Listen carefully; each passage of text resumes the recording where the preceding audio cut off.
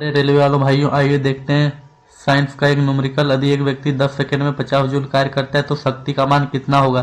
तो यहाँ पे एक फार्मूला होता है, क्या पावर बराबर वर्क बट्टे टाइम, या फिर बोल सकते हैं शक्ति बराबर कार्य बट्टे समय। तो यहाँ पे कार्य कितना दिया 50 जूल, तो क्या 50 जूल और डिवाइड बाय टाइम कितना दिया 10 सेकेंड।